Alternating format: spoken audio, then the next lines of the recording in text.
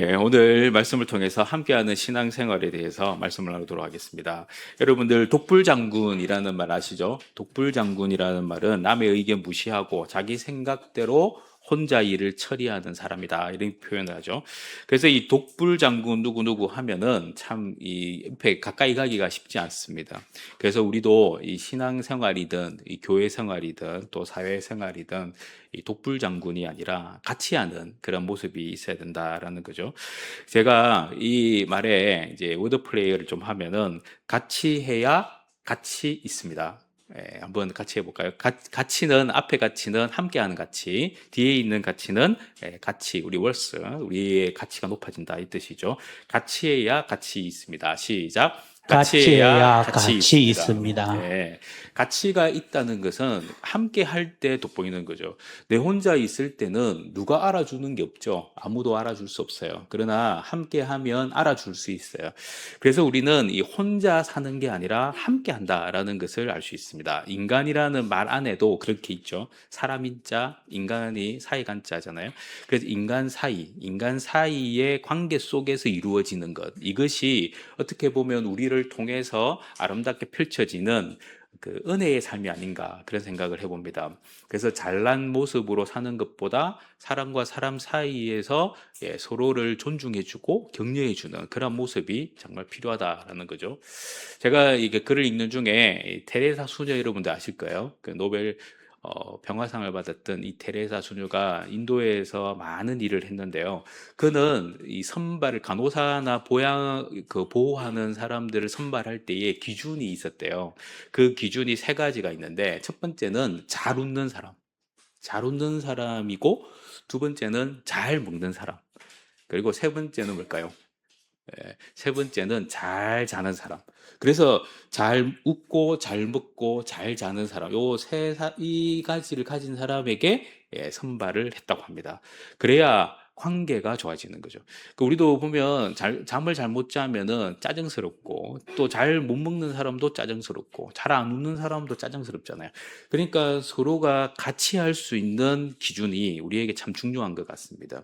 그래서 우리는 이 같이 하는 그 삶이 어떻게 보면 나 중심적 삶에서 우리 중심적으로 바뀌어야 되는데, 여기서 우리는 하나 중요한 것을 발견합니다. 여러분들 신앙생활은 어떨까요? 신앙생활은 나 중심일까요? 같이 하는 걸까요? 자, 여기에서 우리는 잘 알아야 돼요. 여러분들 신앙 고백의 가장 첫 번째는 뭡니까? 신앙 고백, 사도신경 우리 했잖아요. 나는 전능하신 아버지 하나님, 천지의 창조주를 믿습니다, 이렇게 하잖아요. 여기에 나오는 첫 번째 메시지의 모습은 나는 하나님을 믿습니다라는 그 고백이 등장하죠. 그래서 신앙의 고백은 하나님과 나 사이의 1대1입니다. 그죠? 그런데 우리가 주기도문을 할 때는 달라집니다. 주기도문의 첫 번째는 뭡니까? 하늘에 계신 우리 아버지여, 이렇게 나오잖아요. 그래서 하나님을 볼 때 나의 아버지라고 부르지 않고 우리 아버지라고 불러요. 그래서 이 기도는 혼자 하는 게 아니에요. 기도는 누가 하는 겁니까? 함께 하는 거예요.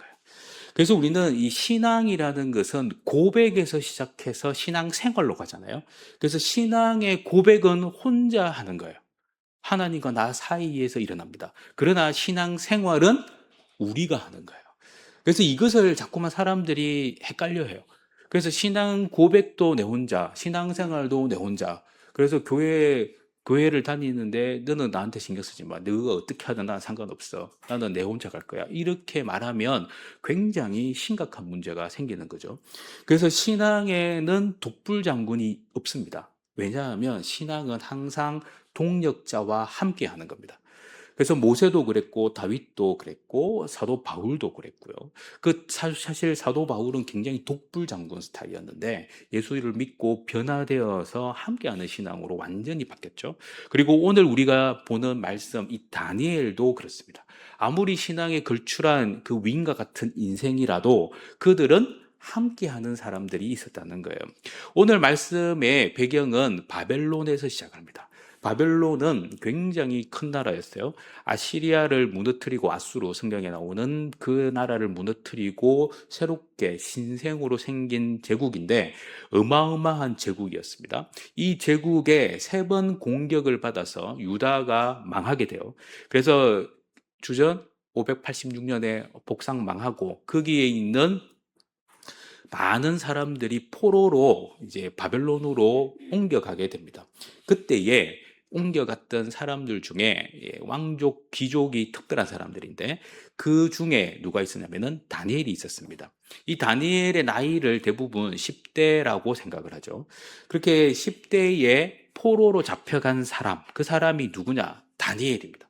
이 다니엘은 굉장히 어려운 시절을 청소년 때 보냈다는 거죠. 그래서 그는 신앙의 1대1 관계 속에서 어떻게 고백하는가, 이것도 다니엘서에 나오고요. 또 신앙 생활을 어떻게 유지했느냐도 다니엘서에 등장을 합니다. 그래서 오늘은 우리는 1대1 관계보다 하나님과 그것을 포함한 우리가 어떻게 하나님과 세상 가운데 나아갈 것인가에 대한 질문에 답을 하는 여러분이 되었으면 좋겠습니다. 다니엘은 어떻게 신앙의 동력자들과 이렇게 함께하는 신앙을 가졌을까?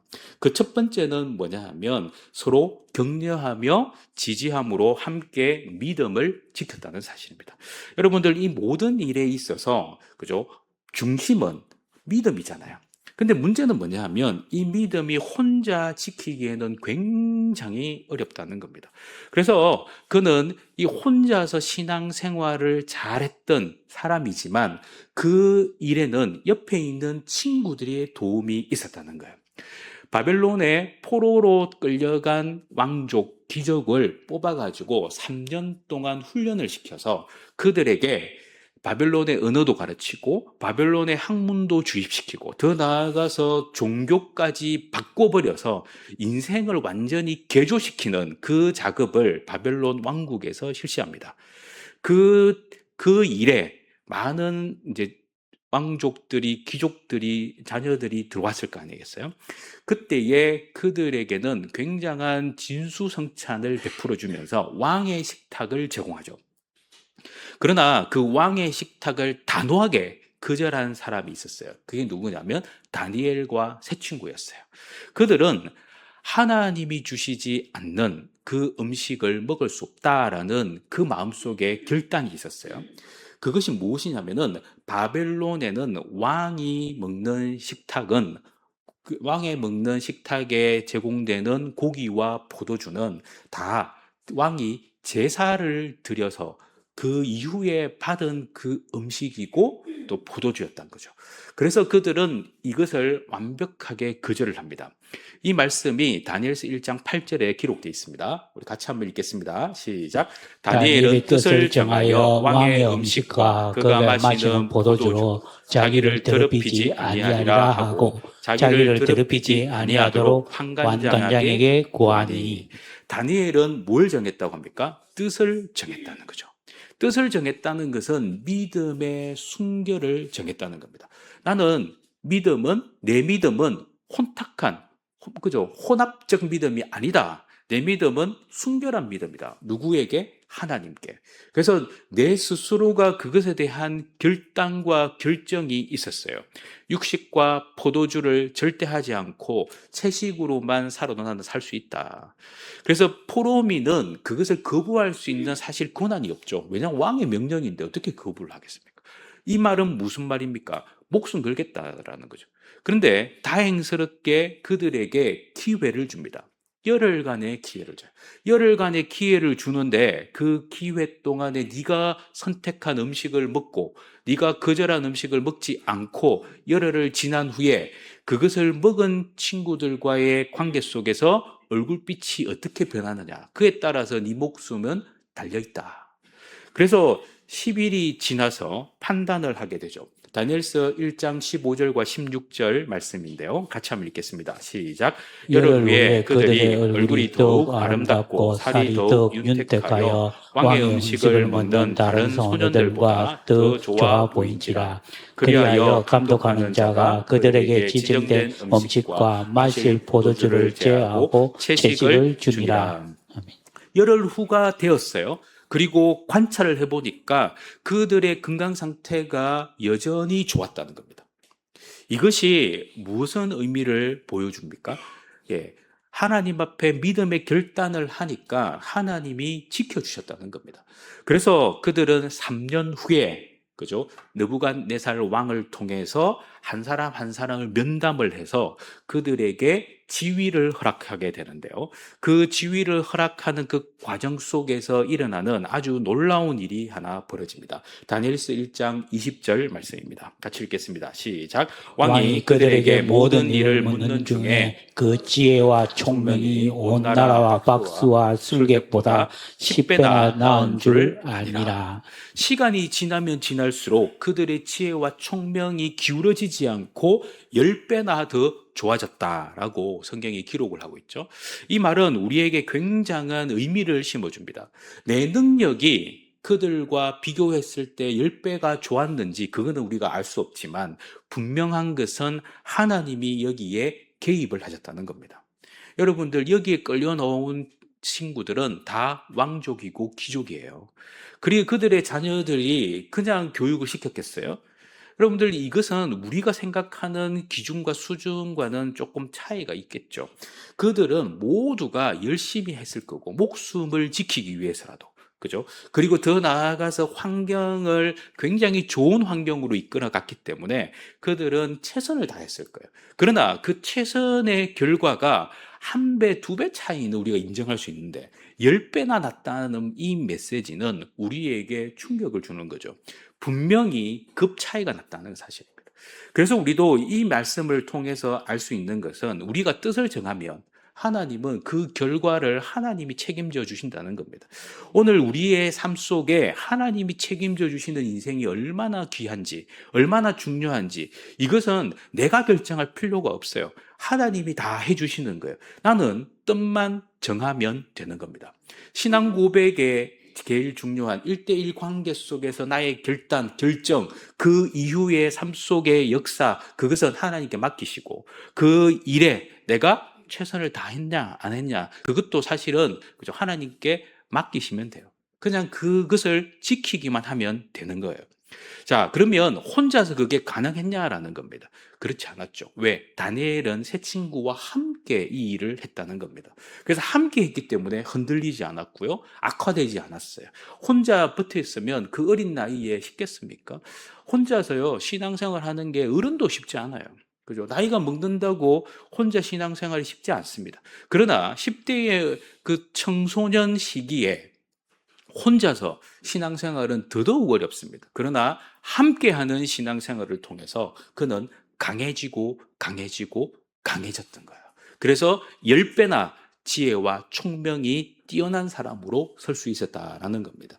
우리는 이 메시지를 통해서 알 수 있는 아주 중요한 사실 하나를 히브리서 기자를 통해서 알 수 있습니다. 히브리서 10장 24절 25절을 보겠습니다. 같이 읽겠습니다. 시작. 서로 돌아보아 사랑과 선행을 격려하며 모이기를 패하는 어떤 사람들의 습관과 같이 하지 말고 오직 권하여 그날이 가까움을 볼수록 더욱 그리하자. 제일 중요한 것을 여기서 말씀하시는 거죠. 그 날이 언제냐? 종말의 때고 심판의 때죠. 그 심판이 가까우면 가까울수록 사람들은 이기적으로 변합니다. 나만 잘하면 됐지. 뭐 어떻게 되든 너희는 마음대로 해. 나는 내 신앙은 내가 지키겠어. 근데 내 신앙 자기가 못 지킵니다. 제가 그 유럽에 가보니까요. 혼자서 신앙 지켜가지고 대단한 사람 아무도 없어요. 다들 공동체가 신앙을 지켰어요. 그죠? 무덤 속에서 살아요. 지하 동굴에서 살아요. 그거 어떻게 가능합니까? 혼자서 못 삽니다. 그런데 함께 하니까 버틸 수 있는 거예요. 100년을 버티고 200년을 버티는 거예요. 왜? 그게 바로 신앙의 은혜가 함께 하면서 나타나는 거죠. 그래서 우리는 서로 돌아보아야 되고 사랑과 선행으로 격려해야 됩니다. 근데 이것을 단호하게 끈을 끊고 혼자서 독고다이가 되고 싶어하는 그런 사람이 생기면 곤란해지는 거죠. 그래서 신앙생활은 서로 살피고 격려하는 겁니다. 여러분들도 서로 살피고 격려하는 것을 받아들이셔야 돼요. 그리고 그것을 함께하는 마음으로 가야 합니다. 이게 진정한 신앙생활의 모습인 것이죠. 두 번째는 뭐냐면 서로 합심하여 함께 기도하는 겁니다. 우리가 기도도 혼자 하는 것 같습니다. 혼자 열심히 기도하면 잘 될 것 같죠. 그런데 제가 지금까지 신앙생활을 해보면서 혼자 기도했을 때 되는 그 프로테이지는 굉장히 낮습니다. 함께 기도하면은 어마어마한 은혜와 능력이 드러나는 거죠. 그게 성경 말씀입니다. 그래서 다니엘이 그가 열심히 이 모든 테스트 기간을 잘 통과했는데 그들은 그 시간을 그냥 보내지 않았을 거예요. 왜냐하면 다니엘의 나중의 모습을 보면 항상 그는 기도의 시간을 빼놓지 않았다는 거죠. 그래서 느부갓네살 왕이 꿈을 꾸어서 그가 불안해서 굉장히 고통스러웠을 때 그 꿈과 해석을 줄 수 있었던 그 이유도 다니엘이 기도했기 때문이었어요. 자, 오늘 말씀을 보면요. 다니엘서 2장에는 왕이 명령을 하나 내립니다. 그 명령은 무슨 명령이냐면 지혜자들을 다 죽여버려라.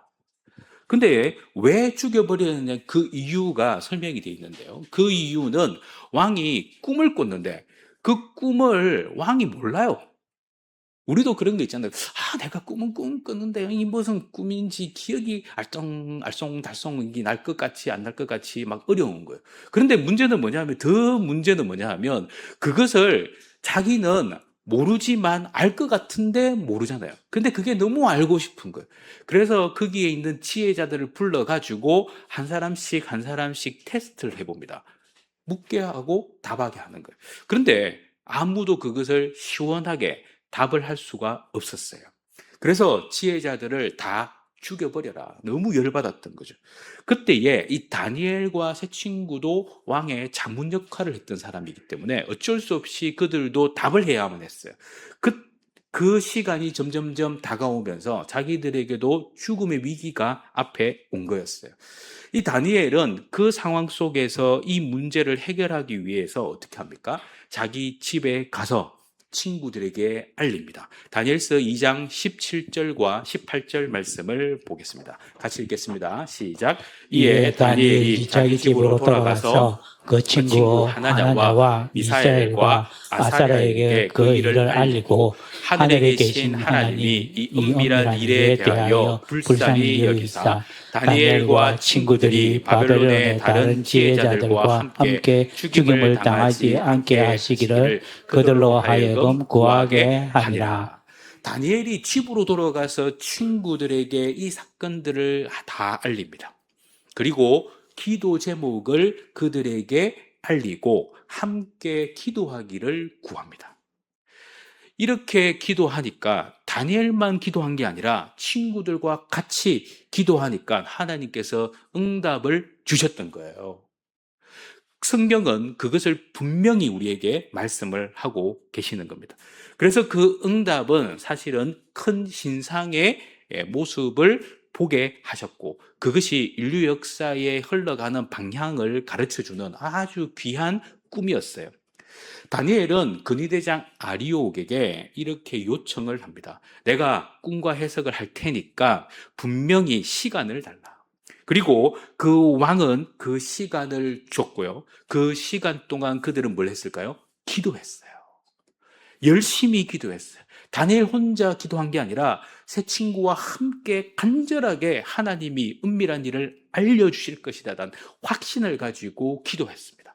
그 기도는 목숨을 건 기도일 뿐만 아니라 그 기도는 그들이 함께함의 신앙을 더욱더 돈독하게 하는 기도였어요. 그리고 그 기도의 응답을 받게 되었고 그 기도의 응답을 통해서 이 느부갓네살 왕이 큰 은혜, 선물을 주게 됩니다. 다니엘서 2장 48절과 49절 말씀을 같이 한번 보겠습니다. 시작. 왕이 이에 다니엘을 높여 귀한 선물을 많이 주며 그를 세워 바벨론 온 지방을 다스리게 하며 또 바벨론의 모든 지혜자의 어른을 삼았으며 왕이 또 다니엘의 요구대로 사드락과 메삭과 아벤노고를 세워 바벨론 지방의 일을 다스리게 하였고 다니엘은 왕궁에 있었더라. 하나님께서 이들을 축복하시니까 전혀 하나님을 모르던 자가 하나님을 어떻게 해요? 하나님을 알게 되면서 다니엘과 새 친구들을 축복하게 됩니다. 선물도 주고요. 지방을 다스리는 관리가 되게 하고요. 그리고 더 나아가서는 바벨론 사람들에게 지혜자의 어른이 되는, 스승이 되는 축복을 줍니다. 여러분들 아무나 스승을 시키지 않아요. 그러나 스승으로 그들을 성격시킵니다. 이 모든 일들을 생각해 보면 이것이 사람의 일로 가능한 것이냐 물어봤을 때 불가능합니다. 어떻게 이게 가능하겠어요? 여러분들 그 사람의 머릿속에 들어갔다 나올 수도 없고 그 사람이 생각도 못하고 있는데 그것을 어떻게 우리가 알고 그것에 대해서 어떻게 해요? 판단을 할 수 있겠어요. 그러나 하나님이 함께 하시고 기도를 하니까 그 역사가 일어났다는 것을 성경이 우리에게 증명하고 있습니다. 합심해서 기도하면 역사가 일어납니다. 그것을 단촐하게 예수님이 딱 못을 박아놨습니다. 마태복음 18장 19절에서 20절 말씀이죠. 우리 같이 읽겠습니다. 시작. 진실로 다시 너희에게 이르노니 너희 중에 두 사람이 땅에서 합심하여 무엇이든지 구하면 하늘에 계신 내 아버지께서 그들을 위하여 이루게 하시리라. 두세 사람이 내 이름으로 모인 곳에는 나도 그들 중에 있느니라. 아멘. 두 사람만 합심해서 기도해도 어떤 일이 일어나요? 하늘에 하나님께서 어떻게 해요? 그들의 기도를 이루어 주신다. 응답이 온다라는 겁니다. 혼자서 벌벌거리지 마시고 제발 같이 기도하십시오. 함께 기도해야 돼요. 함께 기도의 자리에 나오셔야 되고요. 함께 기도하는 마음을 쏟으셔야 돼요. 그래야 응답이 있다고 성경이 기록을 해놨습니다. 누구의 말씀입니까? 예수님 말씀이에요. 또 두세 사람이 내 이름으로 모인, 예수님 이름으로 모인 것이 교회잖아요. 또 이것을 작게는 뭡니까? 구역이고 전도회 아니겠어요? 그들 중에 내가 있다라는 예수님의 메시지는 임마누엘의 축복으로 함께한다. 다니엘이 누렸던 그 축복을 우리도 동일하게 누릴 수 있다는 것을 말씀하고 있습니다. 그러니까 우리가 한 번, 두 번 성경에서 말하는 대로 믿음으로 나아가면요. 그 결과를 여러분들과 제가 누릴 수 있습니다. 그것을 믿으셔야 돼요. 왜? 말씀이니까. 소설가 펄벅 여러분들 아시죠? 대지라는 아주 두꺼운 소설을 적었습니다. 이 분의 아버지가 중국의 선교사였죠. 그래서 그들은 이 선교지에서 살았습니다. 아버지가 다른 지방에 선교를 나갔을 때에 그들은요, 굉장히 어려운 시간이 왔어요. 그게 뭐냐면 그 땅에 가뭄이 너무 심했는데 그 중국인 사내들이 무슨 이야기를 했냐면은 아니 외국에서 온 이상한 사람들이 그들의 종교를 가르치다 보니까 하늘이 노해가지고 가뭄이 들었다. 그들을 죽여버려야 되겠다. 그래가지고 작당 모의하는 이야기를 들은 거예요. 그래서 집에는 어머니와 세 자녀 그리고 중국인 가정부 이렇게 5명이 여자들만 있는데 그때에 사내 남자들이 그 집을 자정이 되어 새벽이 되어서 찾아옵니다. 그때에 어머니는 기도를 하기 시작했어요. 자녀들과. 그리고 간절하게 기도했어요. 하나님, 우리를 살려달라고, 우리를 지켜달라고. 그런데 갑자기 무슨 마음이 들었는지 어머니의 마음속에 담대함이 찾아왔어요. 그래서 밤새도록 문을 활짝 열어놨대요. 누구나 들어오라고. 그때에 중국인 사내가 2명이 들어옵니다. 그리고 들어와가지고 그곳을 막 둘러보면서 이리저리 막 하는데 그때에 그 2명의 청년들을 어떻게 해요? 사내들을 대접을 해요. 그리고 나서 대접이 딱 끝나고 그들이 이 사람들을 죽이려고 하는 그 순간에 비가 오기 시작합니다. 그것을 경험한 이 펄벅 이 여인은 그죠? 그 은혜를 힘입어서 대지라는 아주 긴 장편 소설을 썼고 그것으로 노벨 문학상을 받습니다. 우리가 믿음이라는 것이 과연 어디에 있을까? 믿음은 혼자 꺼내기는 굉장히 어렵습니다. 여러분들 어떤 걸 할 때에 혼자 여러분들이 가지고 있는 믿음 한번 꺼내는 거요. 조금만 흔들리면요. 쉽게 무너집니다. 그런데 옆에 있는 같이 하는 사람들이 서로 믿음을 꺼내주기 시작하면요. 그것이 강력해지기 시작하는 거예요. 그래서 우리는 옆에 주위에 동력자들을 마련해야 되는데 밥 먹는 동력자 말고 뭐 하는 사람? 기도하는 동력자를 붙여야 됩니다. 기도하는 동력자, 한 사람, 두 사람 만들어지기 시작할 때 강력해지는 그 은혜가 우리 가운데 있음을 믿으시고 서로 격려하며 기도하는 저와 여러분이 되시기를 축복합니다. 세 번째는 뭐냐 하면 함께하는 신앙생활의 핵심 중의 핵심인데요. 그것은 협력하고 충성함으로 함께 사명을 감당하는 겁니다. 모든 일에 있어서 우리는 그냥 교회만 왔다 갔다 하는 시계추 인생이 아니잖아요. 하나님은 모든 성도에게 뭘 주느냐면 사명이라는 걸 줍니다. 이 사명은 교회 출석 자리 지키는 사명에서부터 시작해서 교회에 밥을 짓고 운전을 하고 교회 청소를 하고 또 앞으로 사역이 일어날 때 그 사역을 위해서 애를 쓰는 그 다 포함이 돼요. 모든 사람들에게 하나님은 항상 사명을 주세요. 근데 이 사명 또한 마찬가지예요. 혼자서 하면요, 그냥 진이 빠집니다. 그죠? 내가 아무리 애를 써도요, 1년 넘기기가 쉽지 않아요. 그러나 함께하면 2년, 3년이 아니라 10년, 20년도 해내겠습니다. 왜요?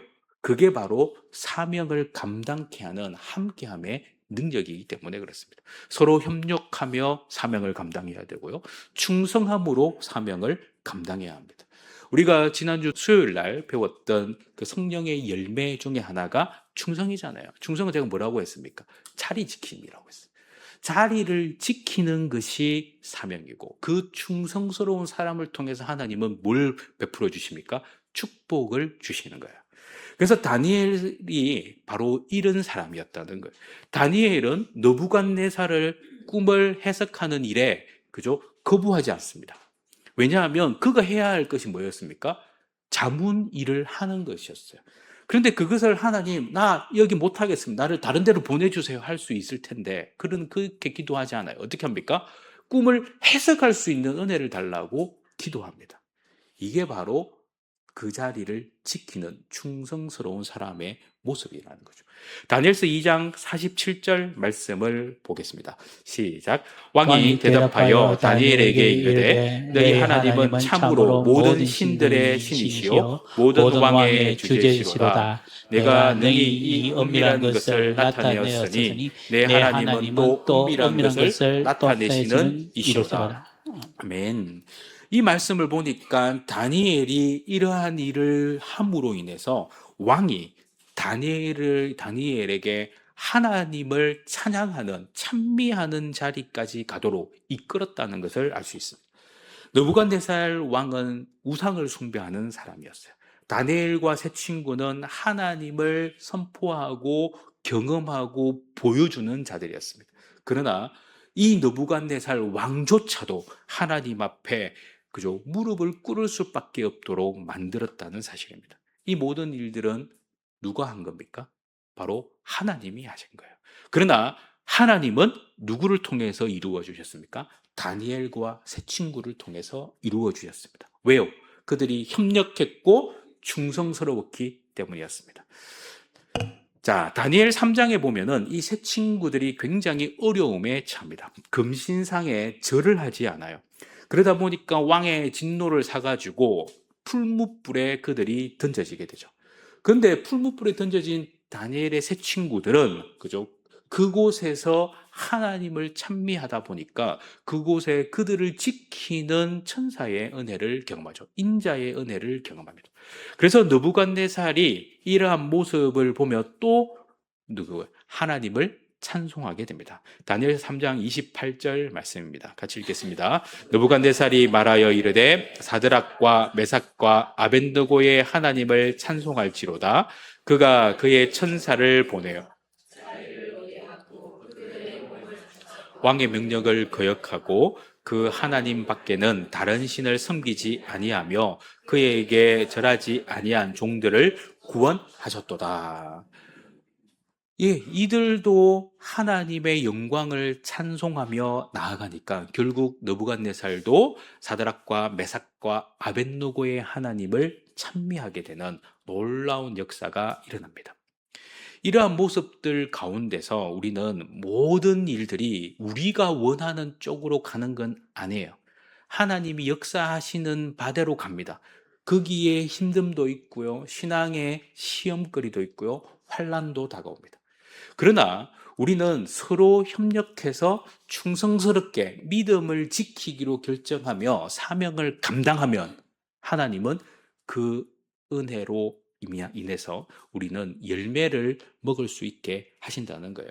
다니엘서 6장으로 가보면은 우리가 잘 아는 이 다리오 왕이 등장을 해서 이 다니엘을 간신들이 처리하려고 하는 그 과정이 기록되어 있습니다. 그때에 이 다니엘은 기도합니다. 하나님 살려달라고. 그런데 하루에 3번씩 기도하는, 문을 열고 기도하는 그 다니엘이 결국 사자굴에 던져집니다. 그러나 사자들은 다니엘을 먹을 수가 없는 거죠. 왜? 하나님이 지켜주셨기 때문이었습니다. 그 뒤에 이 다리오 왕이 사자굴에서 살아난 이 다니엘을 보면서 충격을 받고 심히 기뻐하는 모습이 등장합니다. 다니엘서 6장 23절 말씀입니다. 시작. 왕이 심히 기뻐서 명하여 다니엘을 굴에서 올리라 하매 그들이 다니엘을 굴에서 올린즉 그의 몸이 조금도 상하지 아니하였으니 이는 그가 자기의 하나님을 믿음이었더라. 하나님을 믿으니까 상하지 않았다라는 거죠. 그리고 왕도 기뻐하며 다니엘을 끌어올렸다, 이렇게 성경이 기록합니다. 그리고 그들의 그 놀라운 믿음을 보면서 다리오 왕은 전국 각지에다가 조서를 내립니다. 그리고 하나님을 찬양케 하는데요. 다니엘서 6장 26절에서 27절에 보면은 그 조서의 내용이 기록되어 있어요. 다니엘이 하나님 앞에 떨며 두려워할지니 그는 살아계시는 하나님이다. 영원히 변하지 아니할 것이며 그의 날은 멸망하지 아니할 것이고 그의 권세는 무궁할 것이며 하면서 점점점 나오는 그 메시지들이 다 찬양의 메시지예요. 이걸 다니엘이 한 게 아니고 누가 했다고요? 다리오 왕이 했던 거예요. 우상을 숭배하는 사람이 어떻게 이렇게 변할 수 있겠습니까? 이것이 다니엘이 단순히 기도만 했다, 그게 아니고요.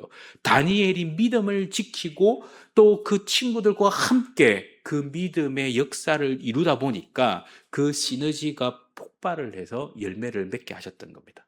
여러분들, 내 옆에 있는, 그죠? 배우자들이, 내 가족이 아직 신앙생활을 못하고 있습니까? 그들을 변화시키는 것이 여러분이 될 수 없습니다. 여러분들이 아무리 수고해도요, 그것을 이겨내기에는 역부족일 수 있어요. 그러나 우리가 하면 됩니다. 우리 성도들이 함께 기도하면 된다고요. 우리가 기도하고 우리가 힘을 모아서 애를 써주면 하나님은 여러분의 가정에 완벽한 구원의 역사를 이룰 줄 저는 확신합니다. 하나님의 방법은 절대로 그때와 오늘이 다른 게 아니에요. 통합니다. 흘러가는 거예요. 다니엘과 세 친구의 신앙의 동력의 그 협력이 우리를 붙들고 있어서 암울한 상황 속에도 그들을 지켜서 다니엘은 60년 동안 고관대작을 받습니다. 그게 사람의 힘으로 되는 게 아니에요. 정권이 바뀌고 나라가 바뀌는데도 그는 계속해서 그 자리를 지켜요. 왜요? 하나님이 그의 신앙 가운데 함께 하셨기 때문이었습니다. 오늘 우리도 우리 스스로가 신앙을 지키기 위해 애를 쓰는 그런 좀 어려운 상황이 올 수 있어요. 그러나 혼자 몸부림치지 말고 함께 몸부림을 치기를 축복합니다. 우리는 하나님을 믿는 믿음 안에서 이런 메시지를 받게 됩니다. 이사야 55장 6절 말씀입니다. 시작. 너희는 여호와를 만날 만한 때에 찾으라. 가까이 계실 때에 그를 부르라. 하나님은 만날만 할 때 찾아야 되고 하나님이 가까이 계실 때에 부르라고 하잖아요. 하나님이 가까이 계실 때가 언제입니까? 제일 옆에 있을 때 아니겠어요? 두세 사람이 내 이름으로 모이면 함께 하신다 약속했잖아요. 그래서 우리는 함께 하는 시간을 보내야 돼요. 함께 하는 시간을. 그러면 하나님은 어떻게 해요? 만날 만할 때 찾게 하십니다. 그 역사는 혼자 부르는 여러분들의 간절한 기도와 찬송이 아니라 함께 부를 때 역사가 일어나는 거예요. 그래야 우리의 인생이 바뀌는 것 아니겠어요? 우리는 나중에 이 상급 심판을 받게 됩니다. 저와 여러분들은 그죠? 하나님 앞에서 천국 지옥의 심판은 통과됐어 벌써. 그러나 상급 심판이 있어요. 고린도후서 5장 10절에도 등장합니다. 그래서 우리는 그 하나님의 심판, 그리스도의 심판대 앞에 나타나서 각각의 선악간의 그 몸에 행한 일을 따라 받게 되는 그 심판, 상급 심판이 있는데요. 그때에 주님 물으시면 뭐라고 대답하실까요? 너 뭐 하다 왔어? 그러면 뭐라고 이야기하실까요?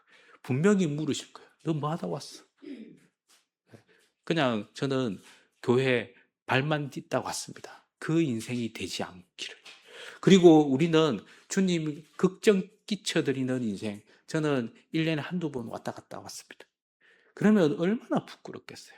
그러나 우리가 하나님 앞에서 그죠? 우리의 인생이 하나님, 저는 주님 사명 감당하고 왔습니다. 라는 그 메시지, 그 답을 주님이 듣기를 원하신다면 우리는 그 대답을 준비해야 될 줄 믿습니다. 오늘 우리는 한 사람보다 함께 할 때 더 큰 은혜가 있다는 것을 성경이 우리에게 가르쳐 줍니다. 전도서 4장 9절 말씀입니다. 같이 읽겠습니다. 시작. 두 사람이 한 사람보다 나음은 그들이 수고함으로 좋은 상을 얻을 것임이니라. 여기 분명히 말씀하잖아요. 수고함으로 좋은 상을 얻을 것이다. 여러분들이 좋은 상, 마지막 심판날에 좋은 상을 얻을 때는 두 사람이 돼야 돼요. 최소. 나와 함께 했던 사람이 너 누구와 함께 했어?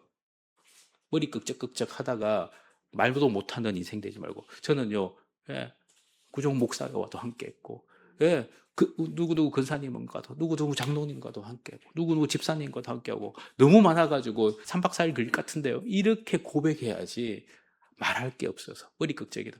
그러면 구종 목사한테 물어볼게 해가지고 물어봤는데, 저는 모르겠는데요. 이렇게 하면 어떻게 하시려고요? 그런 인생이 되지 말아야 합니다. 오늘 우리는 주 말씀이 우리 가운데 하시는 이 메시지를 가슴에 새겨야 합니다. 여러분들 기러기 아시잖아요. 기러기가 V자로 날아갈 때에 V자로 날아갈 때 그 힘이 70% 이상 멀리 갈 수 있도록 해준다고 하잖아요. 그리고 끼룩끼룩 소리를 내면서 격려를 한대요. 그래서 우리도 함께 기도하면서 계속 그죠 격려의 메시지를 줘야 됩니다. 내가 왜 이렇게 못하노? 이게 아니고 아이고 고생 많았지, 너 때문에 힘이 나, 이런 메시지를 계속 주면서 함께하면 우리는 마지막 심판날에 네가 받아야 할 그 축복을 분명히 주겠다 약속하신 예수의 말씀을 우리는 확신하면서 분명히 응답받을 줄 믿습니다. 축복받을 줄 믿습니다. 상급받을 줄 믿습니다. 오늘 이 말씀을 새기면서 함께 기도하는 저와 여러분이 되시기를 간절히 소망합니다.